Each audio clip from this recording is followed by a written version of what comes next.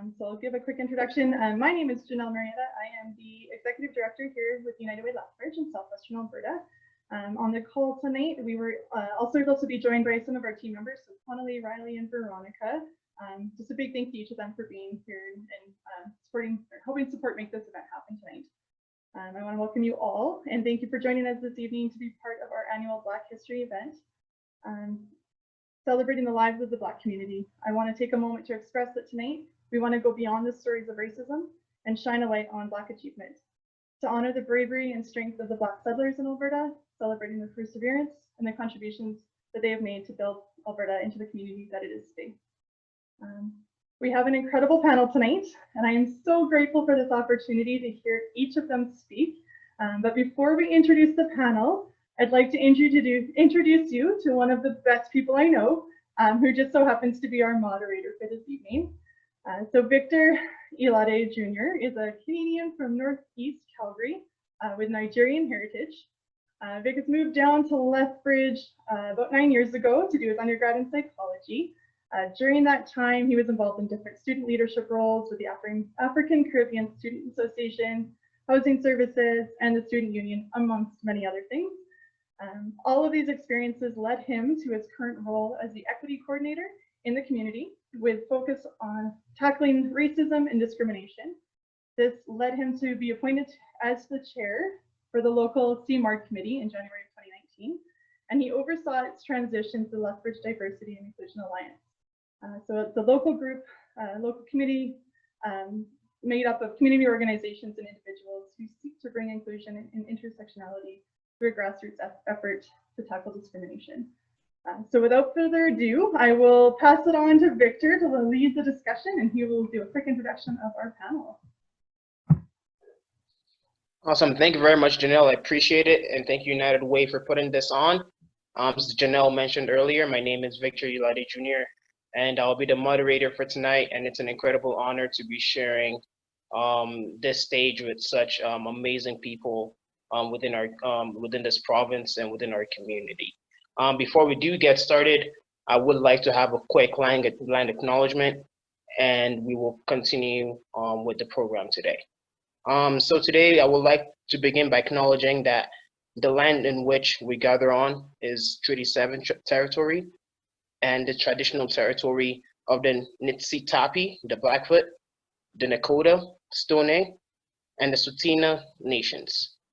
We acknowledge the work done by the Truth and Reconciliation Commission of Canada and recognize our responsibility in providing respectful, safe communities for all to belong to. We'll also like to acknowledge that Lethbridge is home to the Métis Nation Region 3. So without further ado, I will like to start the program off by introducing our panelists for tonight. So I will definitely be starting with Dr. Jenna Bailey. Dr. Jenna Bailey is an award-winning author, oral historian, and documentary filmmaker. She is an adjunct assistant professor in the Department of History at the University of Lethbridge and a senior research fellow at the Center for Oral History and Tradition at the University of Lethbridge. Jenna has worked on numerous community oral history projects, including the multi-award-winning Shiloh Center for Multicultural Roots project and the Coyote Flats Pioneer Village project, both of which won the Governor General's History Award for Excellence in Community Programming in 2015 and 2018. Jenna is also the author of the best-selling book, Can Any Mother Help Me? Welcome, Dr. Jenna Bailey. And next up, I would like to introduce Dave Est. Dave Est is an adjunct professor in the Faculty of Social Work at the University of Calgary after spending 28 years retiring as a full professor earlier this year. Prior to getting graduate degrees in social work, he obtained a master's degree specializing in African Canadian and African American history from the University of Waterloo. working with one of Canada's leading historians on Black Canadian history, Dr. James Walker. During his career, Davis contributed publications to the discipline of African Black Canadian history, Canadian social welfare history, along with pieces focused on contemporary issues confronting the African diaspora in Canada. He also produced the documentary We Are the Roots, Black Settlers and Their Experience of Discrimination on the Canadian Prairies, which received the 2018 Governor General Award, History Community Programming. He has worked with following organizations and groups such as the Association of Black Social Workers in Nova Scotia, the Ontario Black History Society, and the Race Relations Foundation of Canada. As well, he contributed to the development of the recently formed Federation of Black Canadians and is a co-editor of the volume entitled Afrocentric Social Work, Best Practice in Working with African Communities in the Diaspora, that will be published this spring. Welcome, David Est. Next up is Deborah Dobbins. Deborah Dobbins, a cultural and special education consultant, is a third-generation African-American Albertan whose parents were born and raised in Willwood, Alberta, and whose grandparents immigrated in the early 1900s from Oklahoma, Illinois, Missouri, and Texas. She is the president and CEO of Shiloh Center for Multicultural Roots, a nonprofit society founded in 2010 that is grounded in a mosaic of rich, inclusive African-American Canadian heritage dating as far back as pre-1910. In that capacity, she works diligently as a director, project manager, grant writer, and an organizer of cultural events. Deborah is striving to be a liaison leader, advocate, public speaker, and ally, representing her people, the African American Canadian community. She holds a Bachelor of Education from the University of Alberta, an MRFA from the Friends International Christian University from California in the United States, and has recently retired from a over 34 years of teaching and administration career in Edmonton, Alberta. And using her experience and expertise, Deborah helps families in the community as they seek educational equity.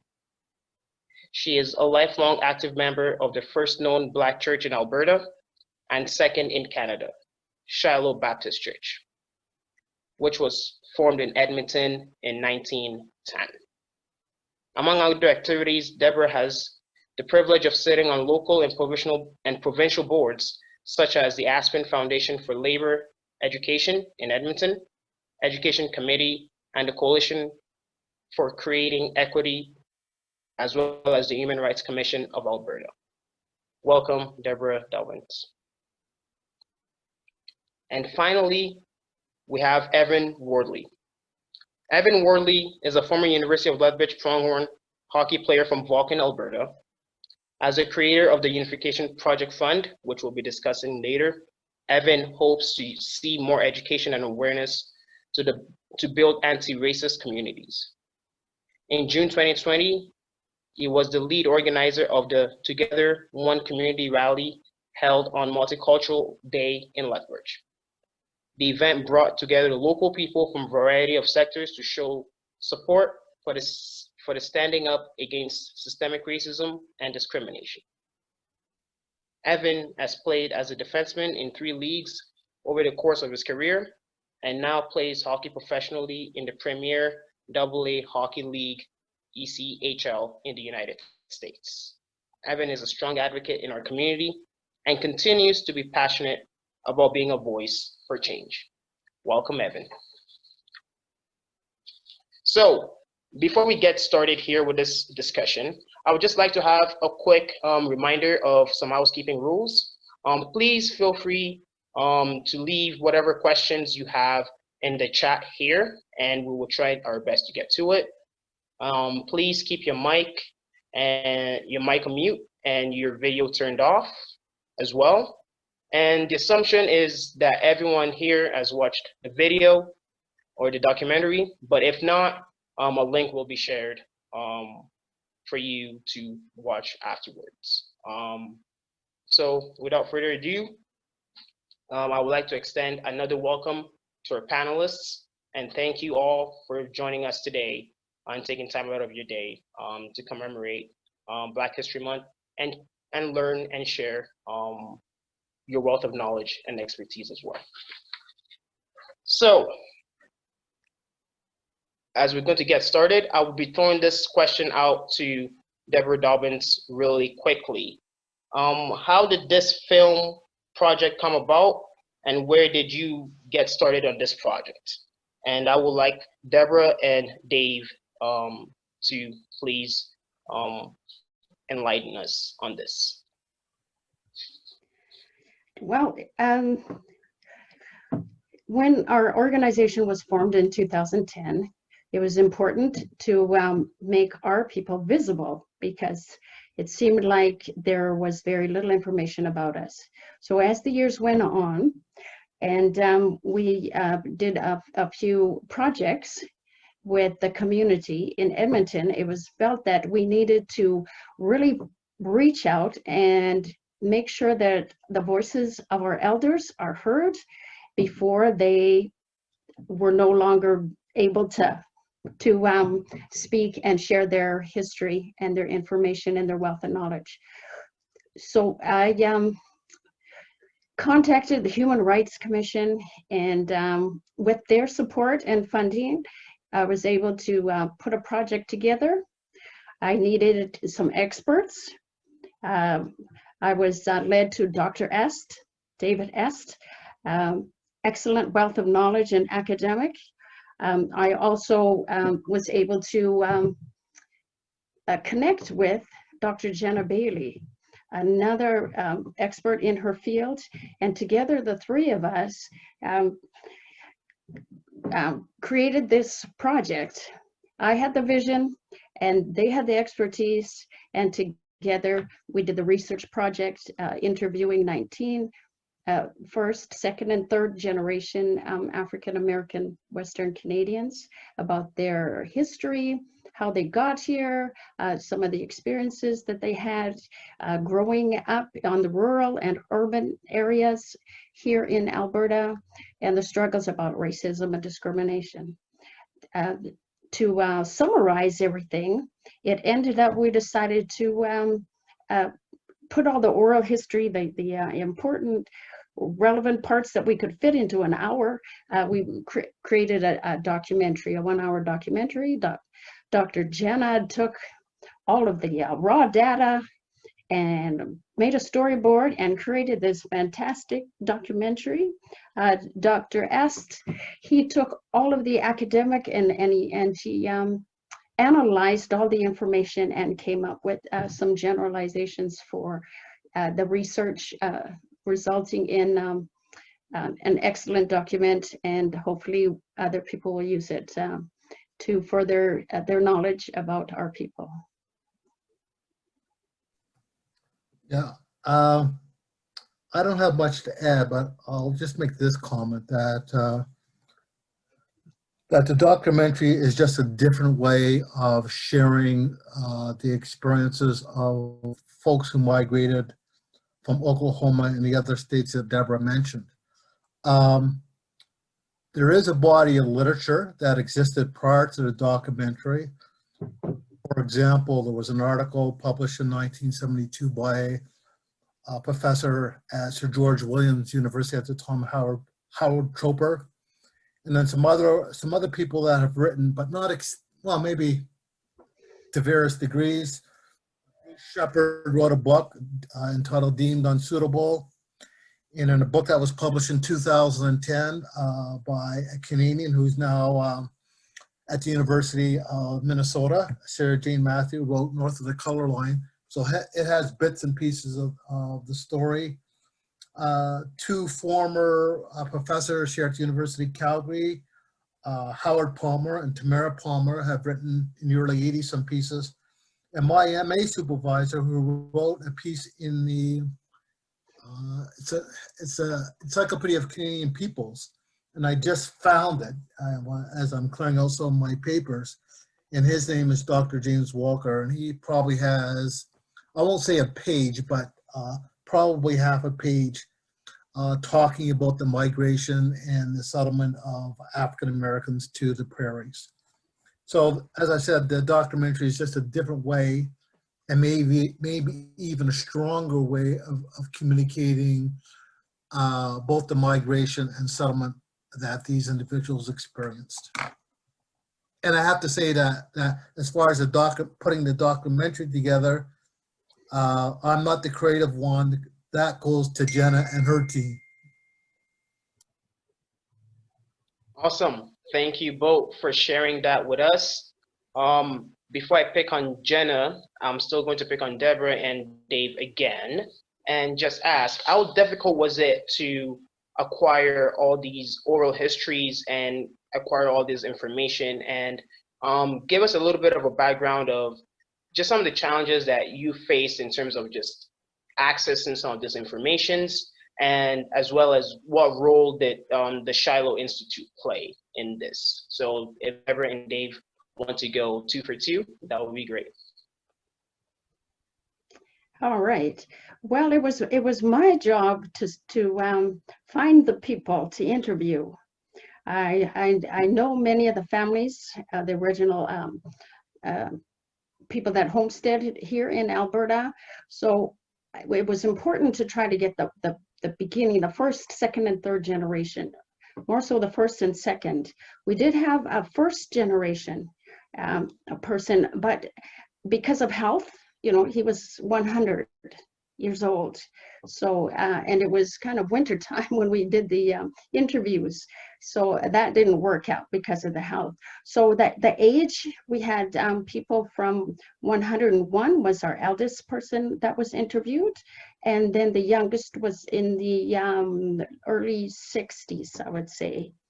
And so that was the challenge, trying to get the right people to talk about the roots as best as they could remember.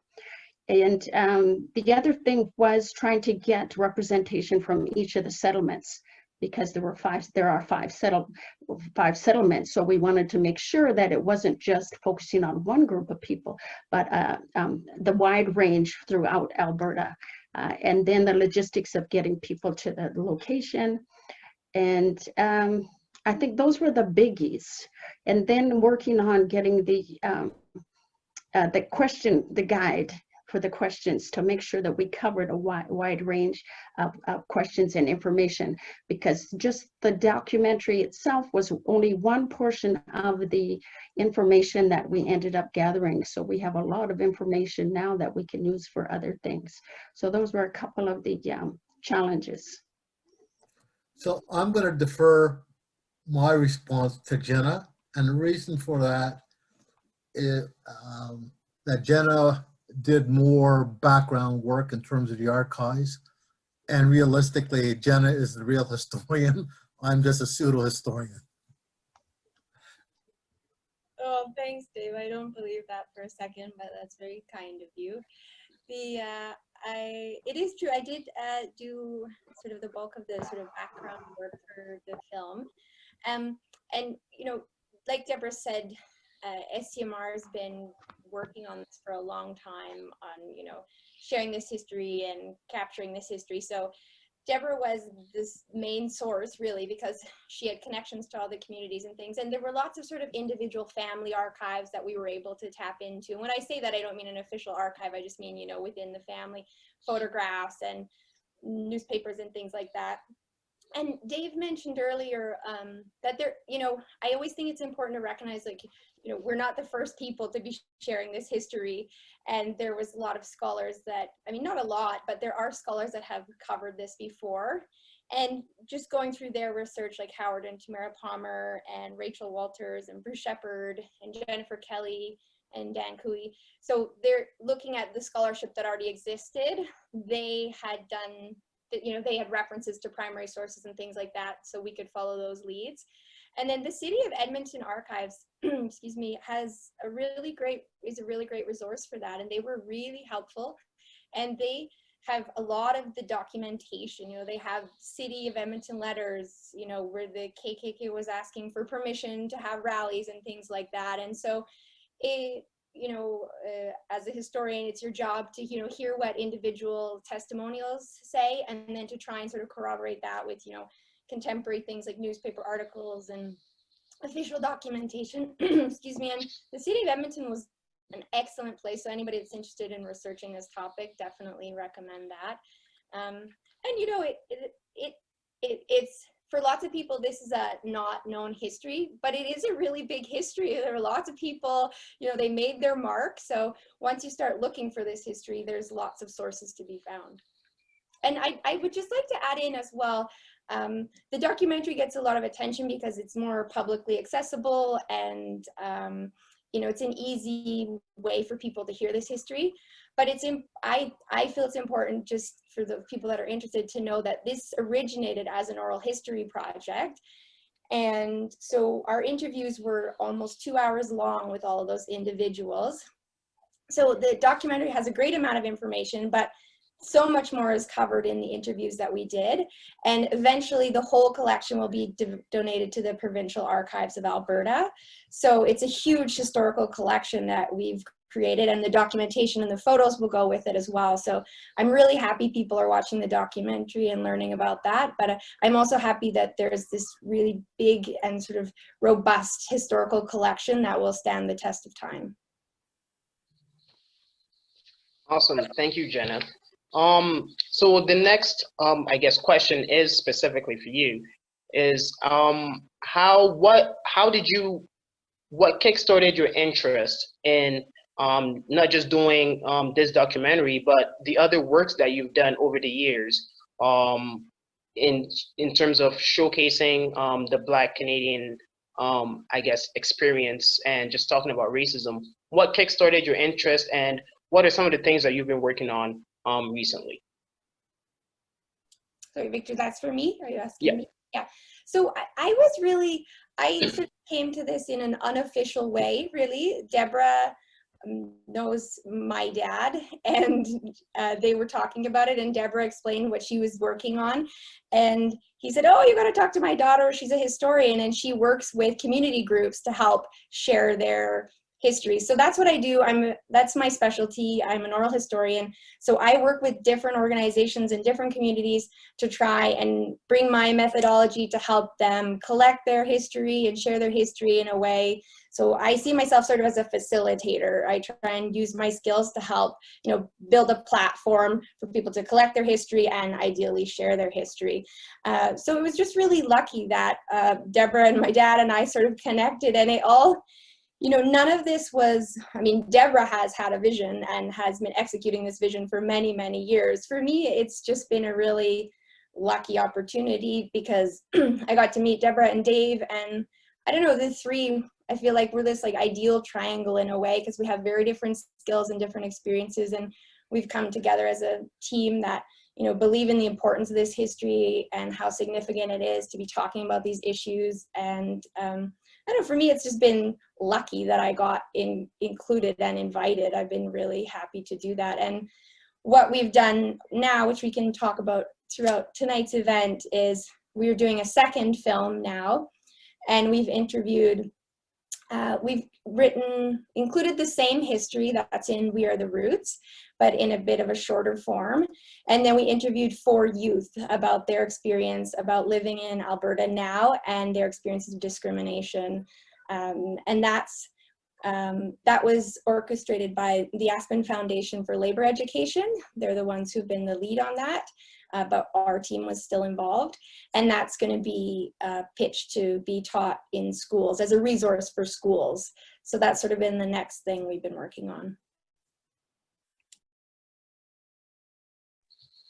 Thank you, Jenna. So the next, I'm just going to shift gears over here to Evan. As Jenna mentioned, this new documentary that they've been working on is something that they want to pass on into schools. Hopefully will be taught in schools. Evan, you've been the brain behind the Unification Project, which you're hoping to see it as an education resource within the community. Can you give us a bit of an idea in terms of the Unification Project and what you were hoping to see how it grows? Yeah, for sure. First, hi everyone. Thanks for taking the time today. That's great. And yeah, in terms of the Unification Project, I think the main end goal was just to see more of a education format in the public school systems from K to 12. I think it's important that at a young age that our kids are learning about the history and where they came from. Or for myself, for example, I wasn't able to learn about a lot of that growing up. So I was really hoping that through this fund, the money towards it can make that change. Awesome. Thank you, Evan.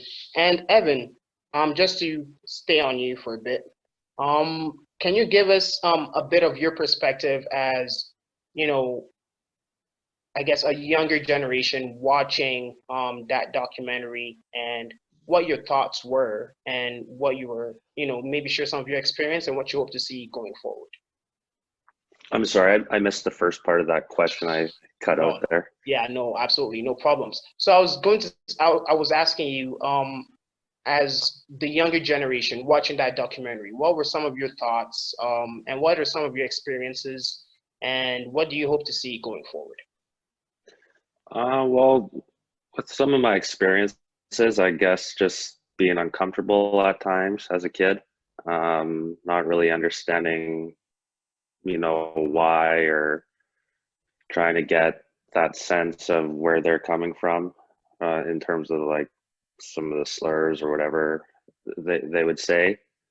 I had a lot of questions growing up. Maybe I was one of 2 Black families in Vulcan growing up, 3, and so why maybe some things were a little different, you know, for us, or just trying to get that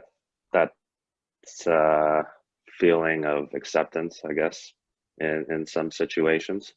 So, and I remember this summer there was a story of a boy up in northern Alberta who really had no clue about the history or his background, and that really struck volumes to me, just thinking like there's probably a lot of kids out there who are in the same boat or have the same thought process as that. So trying to work around that to find a way to fix it.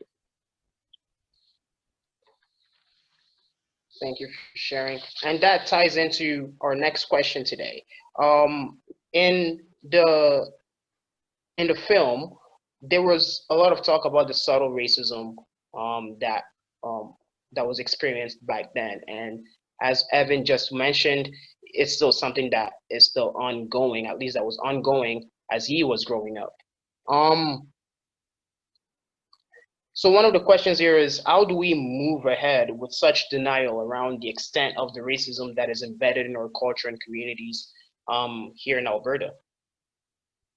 And I'll pick on Dave to get us started. Okay, so that's a great question. So how do we move forward? I think there's a couple things. And I think we've been helped somewhat, but sadly, as a result of the vivid killing of George Floyd. And for me, that wasn't as shocking in comparison to some of my peers, colleagues, because Black men in this country and the United States have been victims for, I won't even say years, but for hundreds of years, going back to lynching of Black men in the United States, but more recently, the killing of both Black men and women in both of those countries. So I think that's helped. And I think 2 other things. So I think it's important, as exemplified in this documentary, that we as people of African descent have to be forthcoming and share our stories, because as Evan said, for a lot of white Canadians and people of African descent in this country, they're not aware of both the longstanding historical presence people of African descent have had in this country, as well as what are the range of challenges of issues that front Black communities in Canada, as well as the positive contributions that we made. And as a social work prof, one of the things I stress to my students that there's more to people of African descent than just problems, issues, concerns. They have to look at strengths, strengths of individuals, strengths of couples, strengths of families, strengths of organizations, and at a community level. And the last thing I think that needs to happen is, and there's two parts to this. So I've said to my white colleagues, both of the faculty of social, but from across Canada, that they have to do two things. And the first thing is that they have to approach this subject with a dose of humility. And the second thing is that they have to listen to what we're saying, and they have to take us seriously, because if they don't listen to us, they're basically saying we're not important. And they're basically saying, well, your lived experiences are not real. So those are some of the things that need to happen for us to move forward.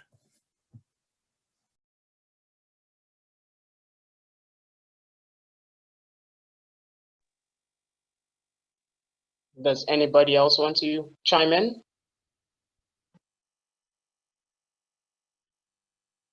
No, that's totally fair. Thank you, Dave. You also mentioned about just the experience of young Black men, especially seeing a lot of young Black men being killed either in Canada or in the United States. And why, what are some of the things that you think we can do to better support the young Black men in our community? And how do we continue this process of empowering, which every time we talk about a Black man, it's not just another hashtag on social media. So I will throw this to both Evan, if you can share some of your perspectives as well, and anybody else on the panel.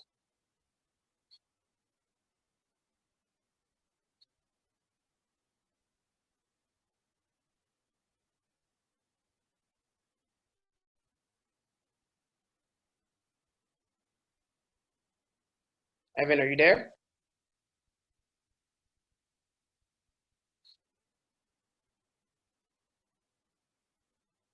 I'm sorry, I just cut out there again. There you go. My internet's terrible. It's all good. It's all good. I was just talking about how Dave mentioned about the experiences of some like the young Black men, with the old George Floyd killing, and I was throwing it to you as someone that played sports, and you're currently playing professional sports. What are some of the ideas you think in terms of like empowering young Black men, in which we won't be seeing this incidents in which we're talking about Black men, and it won't be an hashtag, we'll be talking about them in a different light? What are some of your thoughts around that? I think it would be great just to show encouragement whenever there's the possibility, to try to teach them to really not let the color of their skin discourage them in any way. Like for myself growing up, I have a younger sister and she's dealt with it in many ways too. And for her escape of sports as well, she's not playing rugby for Team Canada. I'm very, very proud of her, and she's doing a great job in her community and in helping the younger generation come up. And I just think that any chance that you have when you're on a bigger platform, or you're able to use your voice to show support to that younger generation, that it's your obligation to help.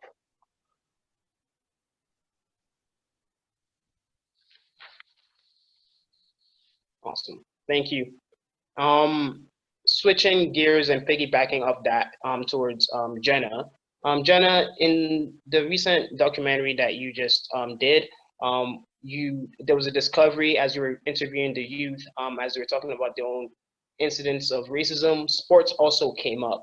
Would you like to give us a little bit of an insight into some of the things you discovered? Sure, thanks, Victor. I think the one thing that sticks out, and which I'm sorry won't be in our new documentary, but hopefully we can put out in another platform, was talking about discrimination in hockey specifically. One of our interviewees was a hockey player and a hockey coach. And unfortunately, she just had many negative stories about experiencing racism in arenas, and coming from young kids and coming from coaches, and often, she's clearly a very tough individual and had to withstand a lot of difficulties. She loved hockey. She played for quite a long career, it sounds like, and was quite committed to the sport, but sort of had these extra difficulties because of issues like, it sounds like, hockey has these embedded racism essentially in the sport. And I don't know, there were some other ones. I don't know if Dave or Deborah you want to talk about, or Dave, I guess you heard stories about in football as well, but it was the stories in hockey that struck me in particular, that sounded like it was quite difficult for the woman that we interviewed. I don't know, Dave, do you have anything to add to that? I just want to say that last Friday on either Sportsnet or TSN, they had an hour-and-a-half documentary on Black men in Canadian hockey. And there were some great Black hockey players prior to the late 1950s who never had a chance to play in a National Hockey League. And but not surprising, for those who didn't make it to the National Hockey League, but even the small numbers that came after Willie O'Ree in the 1950s, they were subjected to what Evan described as racial slurs. And just in the last year and a half, there was a former Black player for the Calgary Flames who basically came out and accused one of his former coaches of racist behavior, which led to the firing of the Calgary Flames coach. And as a result, there was some type of diversity grouping or association that was formed by Black players in the NHL. So hockey might be Canada's national pastime, but Black players historically have faced some serious challenges.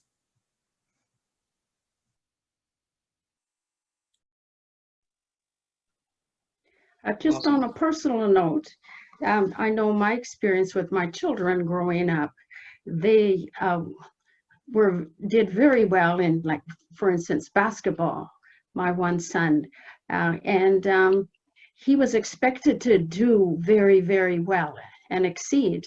But also, he was when he did exceed on the basketball court, the refs would often target him, so he would be penalized for doing his job very well, and he would be penalized when he shouldn't have been penalized, just because he was an excellent player and he was Black. So those kind of things, it makes it harder for the players to succeed and continue to do their very best, because for the fear of them getting penalized and put out of the game for doing very well. Another son of mine, because he made all the plays and they counted on him to make all the plays in football, and then when it came time for awards and things like that, he was not given the awards that he should have received. This was not professional. This was parent coaches. So the people that wanted to give the awards, they gave to their children and not the children who really deserved it. And it was the white kids got the awards and the black kids did all the work. That's just my personal experience with young men. They are both young men in the sports field. And with my husband played professional football, and with the teams here in Canada and also in the United States. And here in Canada, again, the men were expected to be superstars, but then not rewarded or acknowledged as superstars. So their names are not on the Wall of Fame, many of them, but their counterparts who did less than what they did, but because of the color of the skin, they could only have so many players up on the wall or something like that. It was quota, maybe, or maybe not. But those things that can discourage excellent players from persevering. And so hats off to you, Evan, for continuing to pursue in the midst of discrimination and persecution and all of those things that people are trying to hold you back. Just keep going, Evan. You'll do well in the world. Thank you. Thank you very much, Deborah. And that actually leads perfectly to our next question here. So when people when they were migrating up north from Oklahoma, Texas, all those places just to escape Jim Crow laws, they came to Canada, and in many ways, even though we might not call it Jim Crow in name, but a lot of the circumstances that they faced were similar. So do you feel the circumstances in Canada was an improvement in any way, shape, or form? Or, you know, a lot of those people that moved to Alberta and settled here in the prairies, you know, maybe they were just better off staying down south?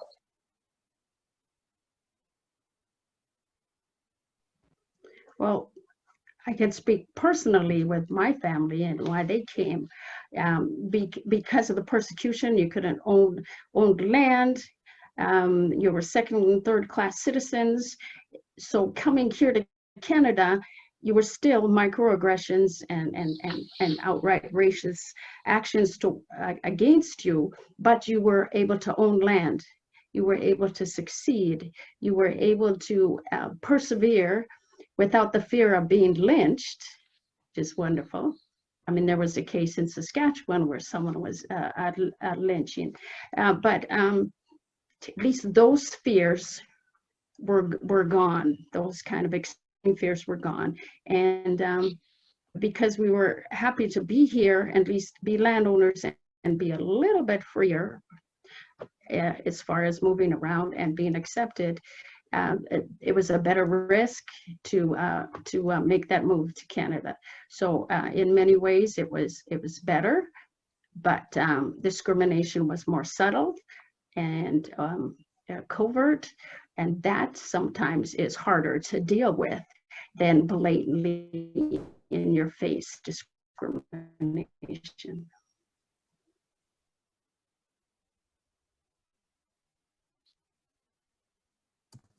Go ahead, Jenna. No, I mean, you know, Deborah's speaking from her family's experience, so I really would defer to her answer. I mean, from the individuals that we interviewed and the stories that we've read, from what I learned, it was an improvement to move to Canada because of the things that Deborah has essentially outlined.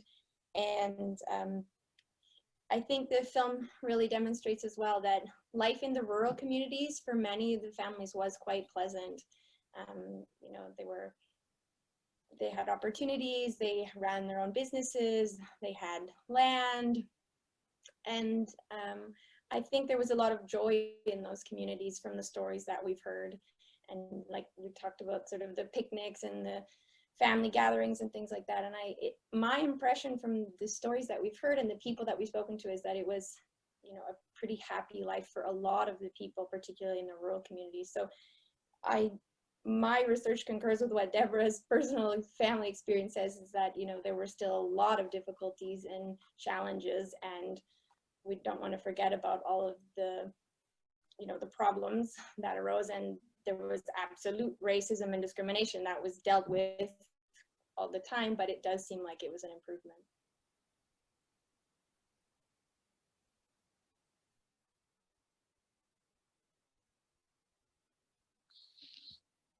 Awesome.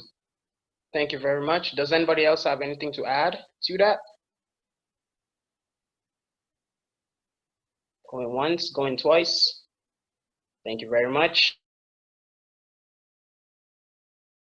The subtle racism and discriminations that were faced, as opposed to the overt, in-your-face situations in the South, especially in the South of the United States. In your opinion, and in the opinion of all the panelists here, how do we move ahead when there's so much denial around the extent of racism and discrimination that is embedded in our culture and communities, especially when it's so subtle? I think just with the visible examples, extreme examples that we have witnessed on the screen, the TV screen or whatever, I think that has opened up a lot of doors to actually talk about it. And so people can't deny it anymore because they've seen it with their own eyes today. It's not, you know, years ago, it's today this is happening. And I think that has started the conversation. And I think, again, with more education and actually doing that hard talk in a safe place, I think we can, little by little, move forward. Yeah, so this is Dave. So I would strongly contest the notion that Canadian racism as experienced and directed towards people of African descent has been subtle or even pervasive, subtle or not in your face, because there's so many examples. For example, if I take a look at what happened to the Black loyalists, both the free Black loyalists and the Black loyalists who came with the British as slaves, and then another wave of African Americans who went to Nova Scotia during the War of 1812. When I look at the experiences from people of African descent in the city I was born in Montreal, and there was a Fred Christie in 1936 was having beer in a tavern in Montreal prior to going to see the Montreal Canadiens, and the waiter said, "We don't serve at that time Negroes in this place," and he appealed. His case went to the Superior Court in Quebec, and it was also went to the Supreme Court of Canada, where he lost. So there's so many examples of the fact that in virtually every original settlement of people of African descent were founded by African Americans. They tried to go into to white schools. They tried to go into Black churches, and they were refused, or they were, in the case of churches, they had to sit in the back of their church in what they called end pews. So I think we have to be very careful and not get seduced in thinking that the history of people of African descent and that racism is just something subtle. And the other thing I want to say is that I never compare racism as manifested in the United States in comparison to Canada, because the reason for that, it's easy for Canadians to say it's not as bad, but I make the argument, if you're a recipient of racism or discrimination, it's a betrayal of your rights, And the thing that people need to understand, that if you are a recipient of that type of behavior, it's going to it impacts you psychologically, mentally, emotionally, and there are physical implications as a result of being a recipient of racism. So that's why I'm very careful not to say that racism was subtle, because we have so many examples where it's quite blatant. And my experience in Alberta is we are polite here in Alberta. The East history is very different than the West history, because the West, Alberta was formed in 1905, so it's slightly different than Underground Railroad and the slavery and the slave trade and the slaves that were owned in Canada. In the West, growing up for me personally, things were subtle, because people would smile in your face and say nice things to you. And then behind your back, you were talked about and accused of doing things that you didn't do. So that's what I talk about as being subtle. Racism was subtle. You were in a neighborhood, and most of the people in the neighborhood were friendly, and you might be the only Black family there. But when you left their home, or maybe you weren't invited into their home, you play out in the street, but you weren't invited into their home. And we never talked about color growing up, so we didn't see the racism or the racist acts, because they were subtle. At least for me, growing up here in Alberta, and my parents, sure, there were blatant racism acts against me, but as a teacher, me trying to get a position as a principal, I was told, oh yes, you're excellent, you're perfect, but we decided to go internal, when I knew darn well that they just didn't want me. So that's what I call more subtle. And so yes, a lot of overt, but in Alberta, and my personal experiences growing up, and my family members and other relatives, it was more more subtle racism. Of course, there's blatant racism, but every day, I'm talking about every day, day-to-day living microaggressions, many microaggressions. And so, yes, I agree, a lot of overt, but there was a lot of subtlety, at least in my many years growing up, and what my parents told me to, as they grew up here in Alberta.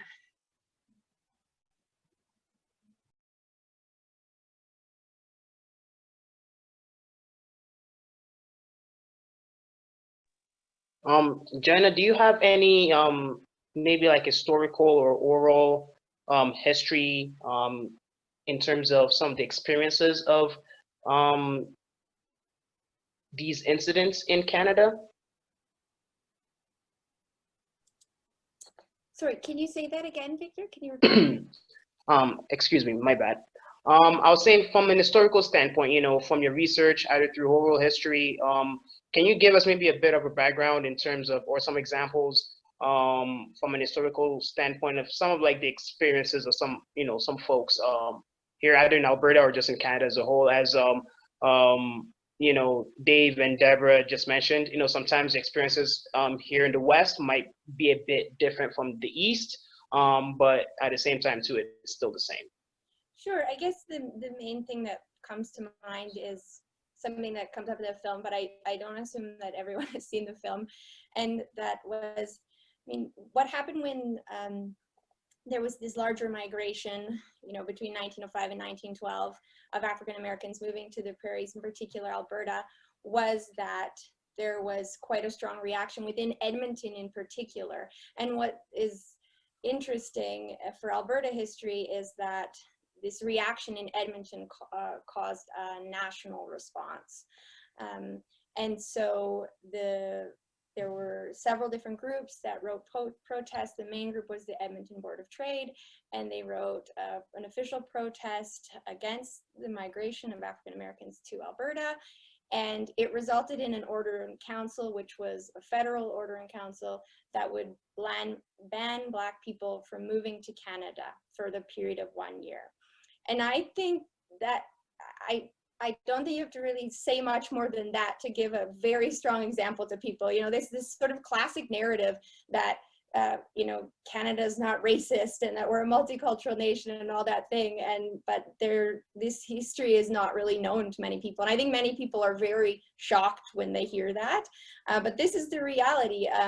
And the Order in Council was repealed, but it was repealed because of a technical reason. It wasn't repealed because people sort of rejected it or didn't respond to it. And the protests and the letters and everything really did end the migration.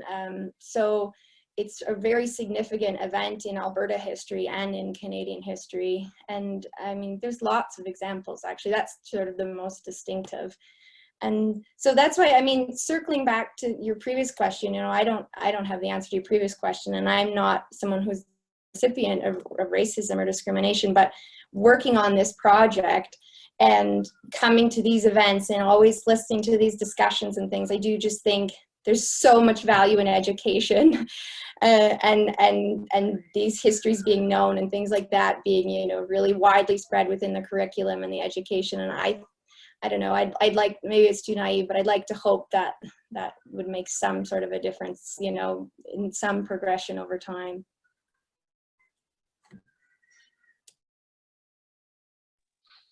Awesome. Thank you very much for sharing that little piece there, Jenna, about the protests that were happening and the council order. That's a big part of history that I guess we're not really being taught.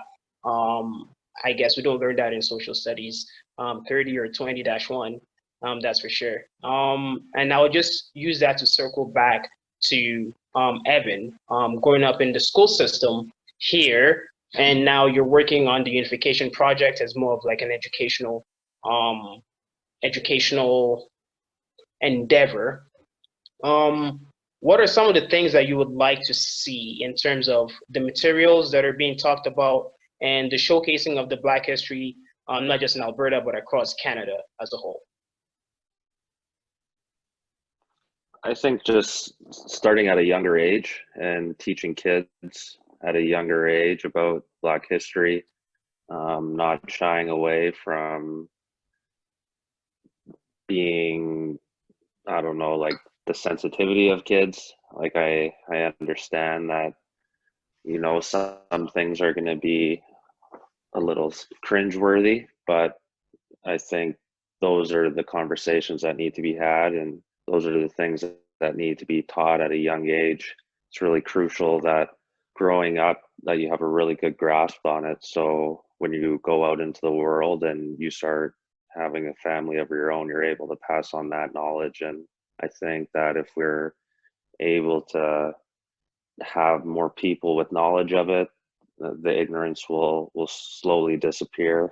I know it's not going to happen overnight, but I think that through the education and really trying to, you know, encourage people to learn and be uncomfortable and ask uncomfortable questions, that's when we'll start to see some change.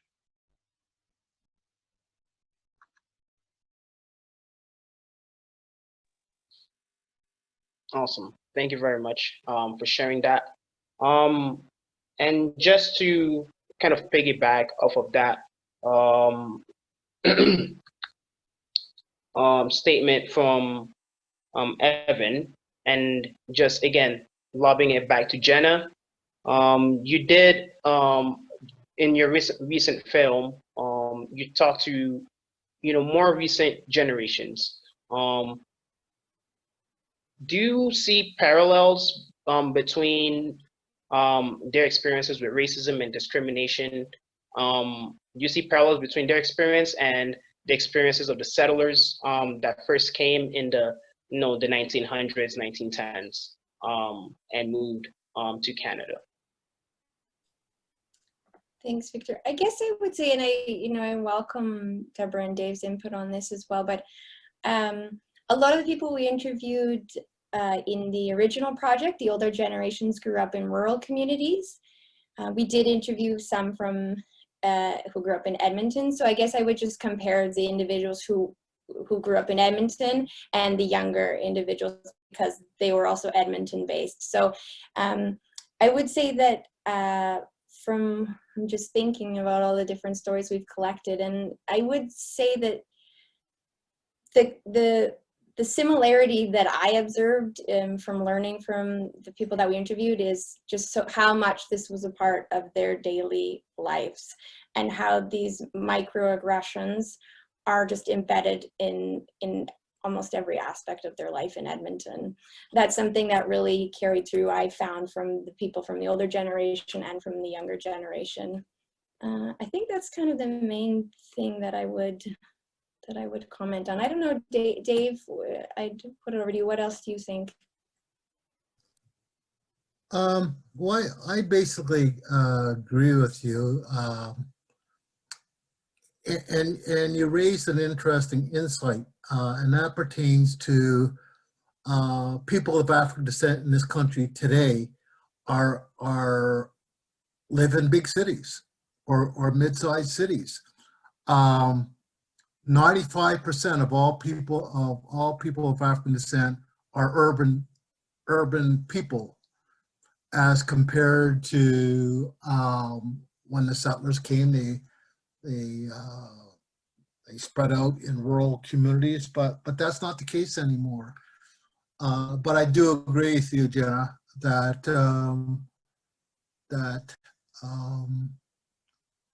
what I think Canadians need to understand is that both the magnitude and frequency of the manifestation against people of African descent. About 15 years ago, I was involved in probably one of the largest studies that focused on people of African descent.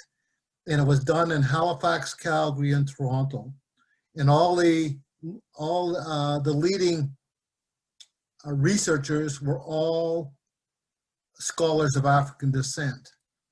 And we did a mixed method study, which combined both qualitative and quantitative data. And there's no doubt, it definitely supports your assertion, Jenna, in terms of the daily lived experiences of people of African descent in this country.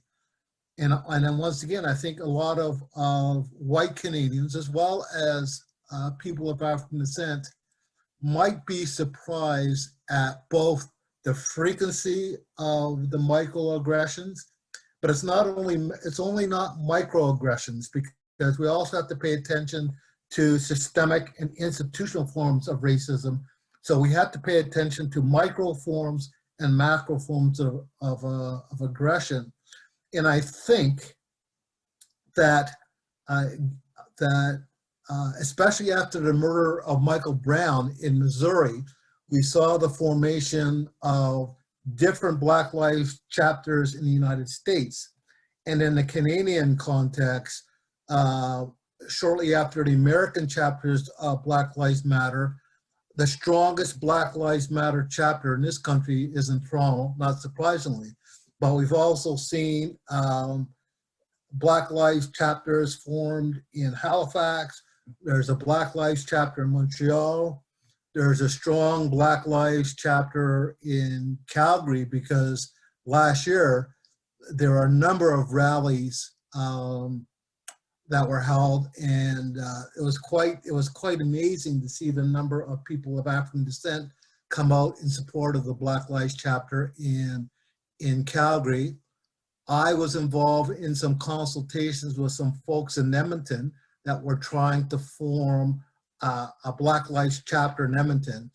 And when I was engaged in the consultations, they were struggling a bit, and I haven't heard where they're at today. But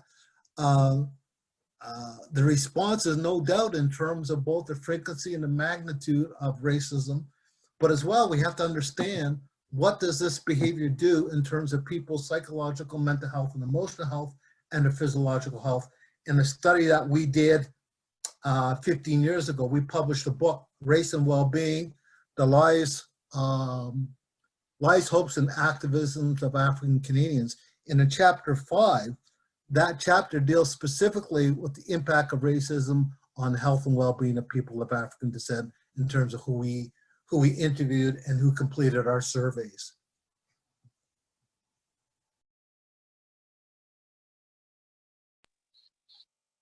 Thank you for that, David. And you touched on a really, really important point there in terms of the well-being.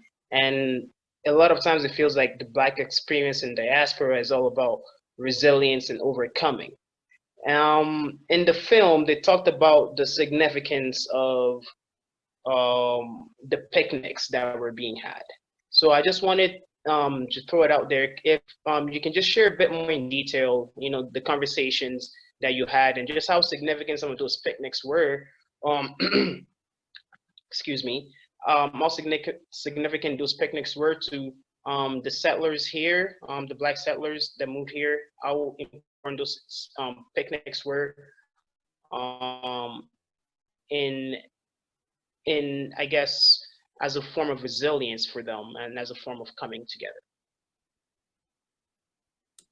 Deborah, I think you should take this one. I'm sure you've been to the picnics. I can say something, but I'll say after you. You go first. Sure. Picnics are a time for fun, family, fun, friendship, sharing food, being outside, being in a safe area together. And I think that's the importance of picnics. Friendly competition, with the races and baseball games, those kind of things. Amber Valley still has a yearly picnic celebration, July 1st weekend. The Shiloh Church would have the picnic in June, July, depending on the time. Just a time to get together and let your hair down and just enjoy each other. I think that's the importance that we can, and then connect again, right? Connection to the community. That's the importance about the picnics. And then the family reunions, that's kind of another way to get together and you share the good things that have happened to your family, and you introduce your family to other family members and things like that. So those kind of events really are a time for community, and you can actually talk the talk that people understand, right? And the colloquialisms, and the food is really important. Yeah, it's just a time to refresh, fill up your tank of culture again before you go back out into the world. I'll just add my own insight, because I sort of love these as an outside observer. I love the picnics. We converted some Super 8 film from some of the picnics, and I think there's a clip of it in We Are the Roots, and there's definitely some picnic footage in the new film that we're doing for schools, and you can they're just beautiful. I mean, just, cinematography wise, it's beautiful. And it's just interesting seeing the happiness and the joy. But what I loved about hearing about the picnics was just so people have an idea, it wasn't just a picnic. A picnic is sort of the name for, a weekend almost together. Like they said, the picnics would be a weekend long. And, there were 5 settlements throughout, 4 in Alberta and 1 in Saskatchewan, close to Alberta. And people would come from different settlements to join the picnics.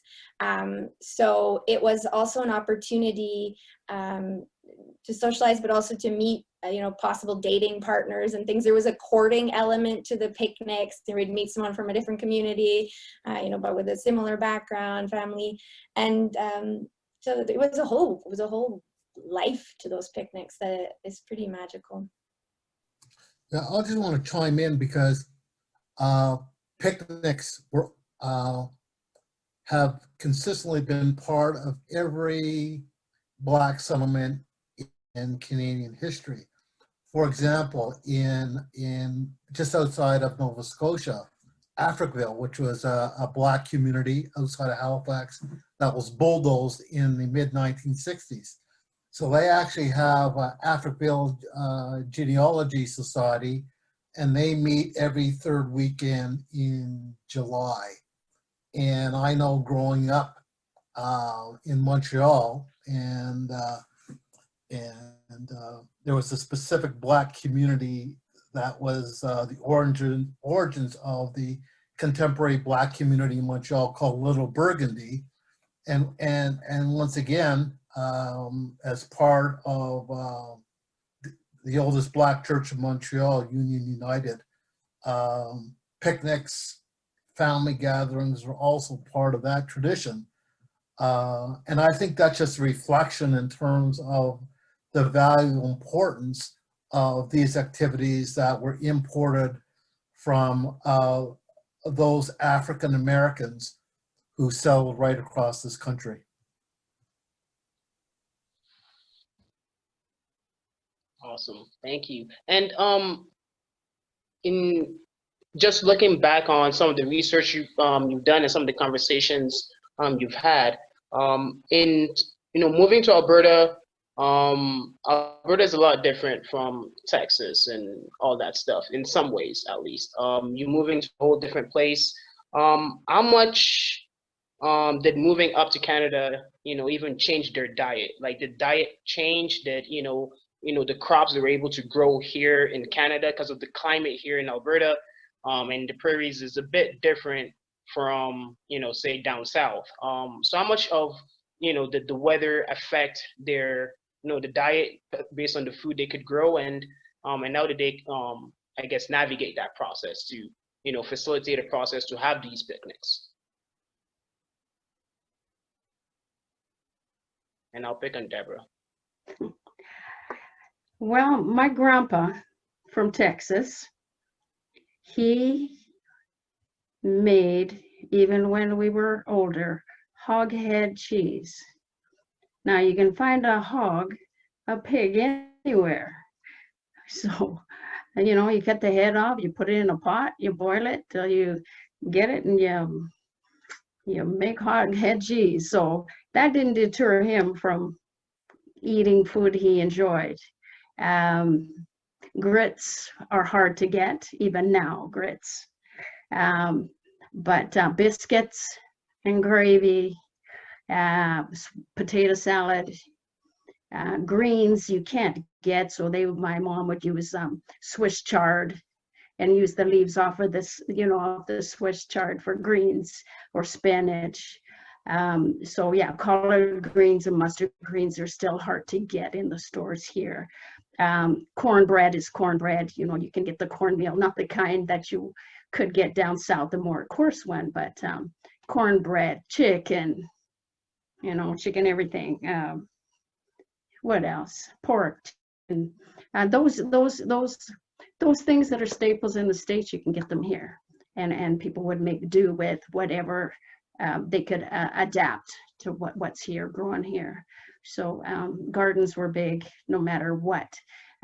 Whatever you could grow, they made it work, right? If you couldn't grow it because it was not warm enough for the long enough season, they would adapt and use whatever. Potatoes, you can do all kinds of things with potatoes, right? South or north. So the diet, it just changed maybe a little bit, chitlins and stuff. We didn't have those kind of things growing up like you had more in the South. But the basics, we're here, all those good foods, including all the good desserts, deep dish apple pie and upside down pineapple upside down cake and pound cake and all the good things, and all the breads and the cinnamon buns and all of that. You can get those wherever. So the diet didn't change as much. You could still have biscuits and gravy if nothing else. Awesome. Now you're making me hungry. It's almost dinner time for some of us here. I might have to come over to Edmonton sometime and just come crash over at your place, Deborah. Once COVID lightens up. Thank you very much for sharing that. Thank you very much. Just in the interest of time here, and understanding that folks do have things to do, and we're very thankful for everyone for being here and thankful for our panelists. I will just have one more question to throw out there to everyone on the panel, and hopefully, yeah, we can wrap things up for the night. So towards the end of the documentary, you asked the subjects of the film what they think could be done to combat racism, and the one recurring answer was education, right? Do you think more anti-racist work is needed in our educational institutions? So from, I guess, pre-K to post-secondary, specifically looking at professional development as well, even for the teachers, not just the teachers that are doing, say, Black Canadian history, or, African American history, but just teachers as a whole, and the lessons and the ways the lessons are taught to students.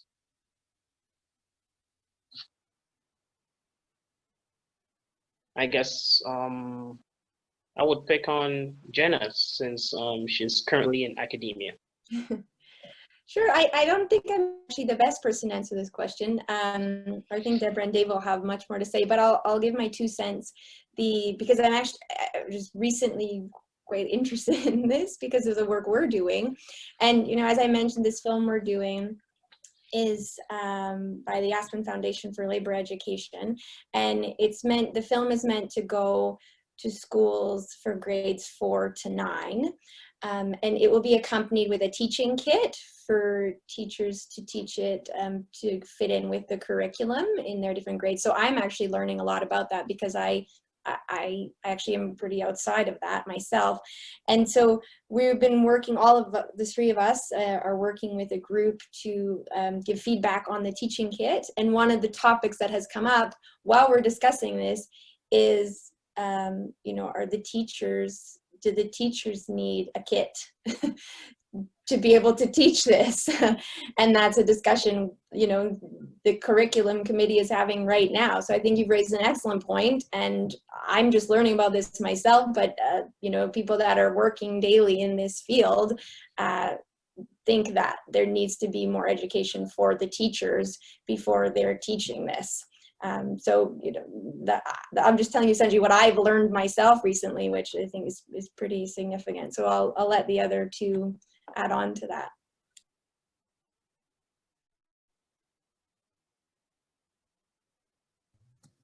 I can go next. So you focused on teachers. So let me just say one thing right now, that 20 minutes ago on CBC Fifth Estate, they're showing a piece. The topic of the Fifth Estate today is being Black on university campuses. And I was fortunate to see a preview. So I think the need to provide teachers, university professors.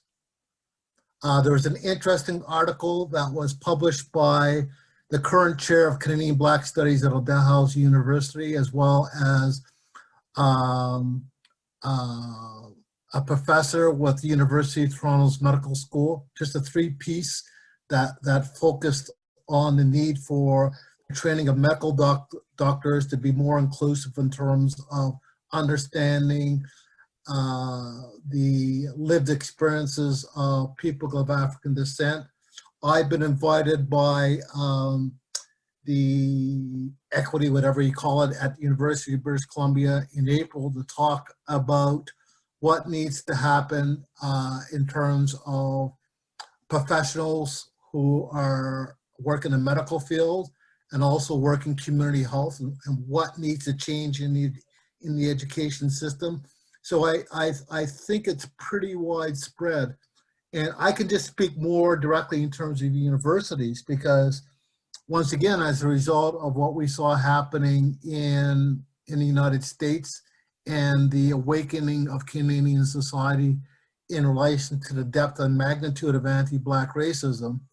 And it's quite interesting because most universities now have or are in the process of developing equity, diversity, and inclusion committees. In some universities, such as Dalhousie and McGill University, had a major study looking at who their founders were in terms of Lord Dalhousie at Dalhousie and James McGill.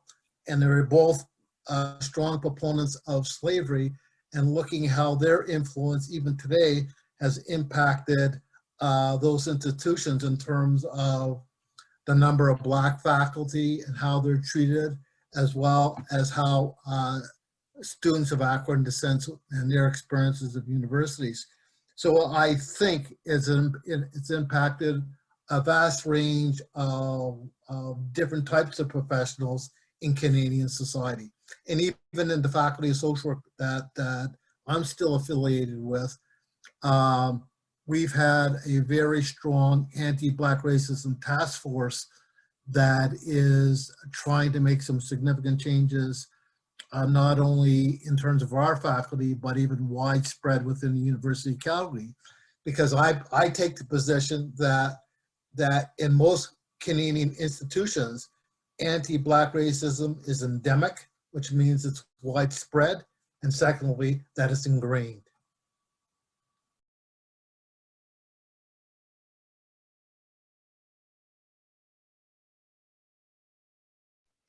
And for me, I'd like to just say that education is needed from the top down in order for the education to go from the bottom up. So until we educate and until the heads of the school boards or the Alberta Education or the government get woke,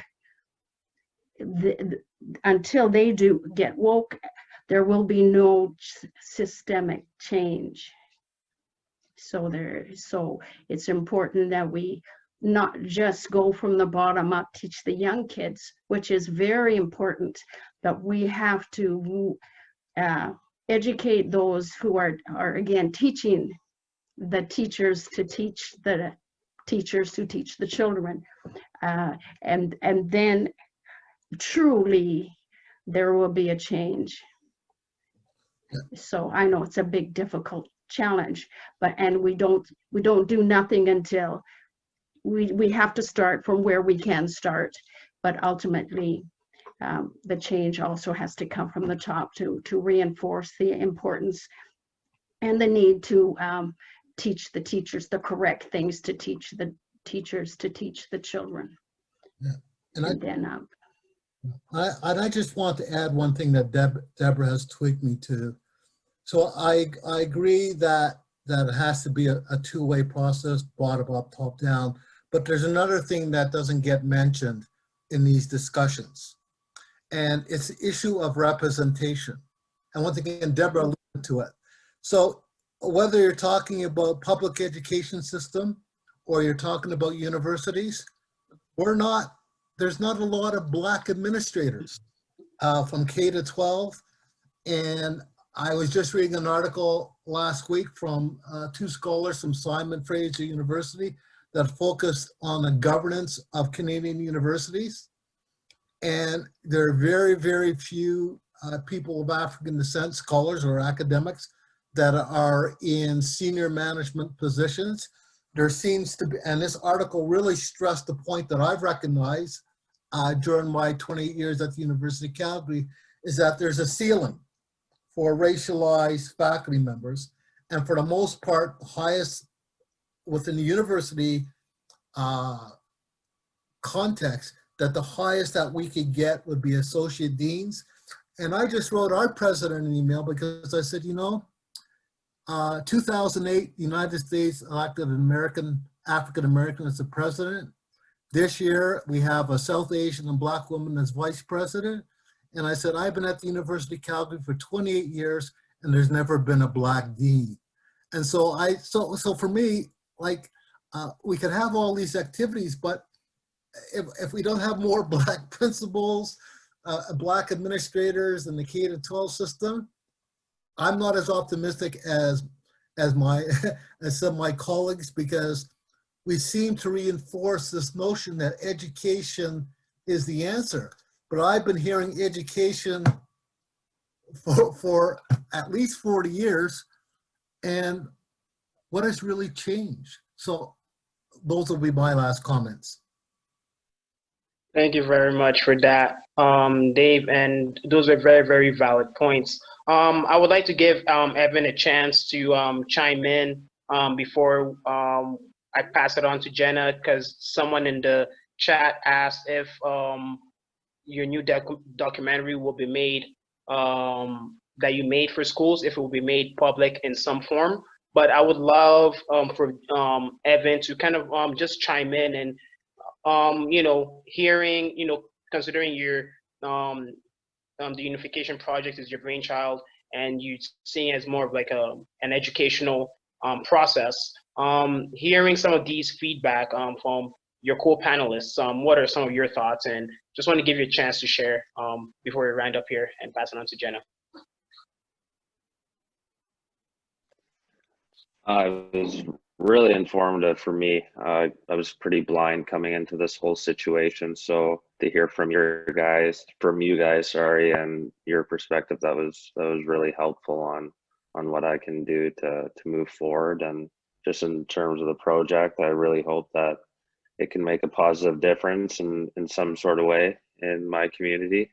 As much as I can, I'm going to help with it, and gain knowledge from you guys any way that I can too. So thank you for having me. Thank you. And Jenna, is there a way we can see your documentary? Is there a public forum we can view your documentary? Yes, thanks. The documentary will be available on several different websites. So it'll be available on the Aspen Foundation for Labor Education website. It'll be available on my film website, baileyandsoda.com, which has We Are the Roots and our new film. And I'm sure SCMR's website is cooking and will be up at some point. So you'll be able to find it through the SCMR as well. So it's meant to be available for everyone. And we've talked about it being for schools, but I really do think it could be widely viewed by anyone. I think there's the individuals that we interviewed were amazing people, and I think they'll have a lot to teach people. So yeah, it's open for everybody. Thanks. Thank you very much. And on that note, I'll be passing it off to our gracious host, Janelle Marietta from United Way, to, I guess, wrap us up for the night. Can I just say one thing before? There will be a soft launch of the documentary this Sunday at from 4:30 to 6 o'clock, Black Lives in Alberta. It will be run on a loop on Shiloh SCMR. It's a we're doing a Black History culmination Sunday on February the 28th. So we're going to be showcasing 2 documentaries that we've worked on, 2 short documentaries, youth ones. And so the Black Lives in Alberta, 4:30 to 6 o'clock. You can check Eventbrite for Shiloh Center for Multicultural Roots presents yesterday, today, and for future generations. Just log on there. You can see the schedule, and you get to see the documentary before it's officially launched. Fantastic, that's exciting. I'll actually send that as an email to our panelists, or to our attendees, sorry, if that's okay, Deborah. We'll get that out and we'll share it on our Facebook as well. That's cool. Good. Is there anything else? I don't want to rush the panel, so is there anything else that you want to share or that you want to cover before we close off tonight? Everyone's probably tired. All of that talking of delicious food, I think, has gotten us all nice and hungry now. So we'll go for second dinner, or first dinner if some of us haven't eaten. I just want to say a huge thank you to everyone. I do want to just bring up one more time the Unification Project and thank Evan for making that happen in Southern Alberta. What an important time for that to be coming to Lethbridge, and we're so excited to be collaborating with you and working with you on that. When I came back from my maternity position and saw this work had been done, I can't even tell you how excited I was. So thank you for being a force of good in this community and for making that happen, and just for being a leader in everything that you do. We're really proud to be with you through this journey, and look forward to seeing where we can take it. So I think that concludes our presentation this evening. So an enormous thank you to our entire panel. Thank you for being here and for sharing your time and knowledge with us. A huge thank you to our moderator, Victor, as well, for guiding this discussion tonight. You guys all do incredible work, and it's such an honor to have the opportunity to learn from you. Thanks to our attendees for joining us this evening, and we hope that this evening added some value to you and got you thinking, and you know, as we all work together to create solutions in our community. And I truly hope, Dave, that in the coming years there will be change, and we'll see something more substantial, and that it's not just talk, it's action, and things are happening. And I know that we're all dedicated to that and want to see that happen. I'll remind the attendees that you do have access to the film. I encourage you to watch it over and over again. There's always something that you learn as you go through that, and then when the new film comes out, we'll be sure to promote that as well, and make sure you get that information. Share it with others, and please do look out for that next film as it comes. I believe we'll make sure that information goes. And Evan, thank you for staying on the call into the late hours of the evening in your time zone. I know it's a busy week with hockey and gearing up, and things are happening in an already difficult year. So it's been an absolute pleasure to have you join us. We wish you and your team all the luck in the world this season, and just know you have a big fan base here in Lethbridge, and we're always cheering for you. So I guess that concludes. So thank you so much, everybody, and stay safe, and hopefully we'll see everyone soon. Thanks so much. Take care.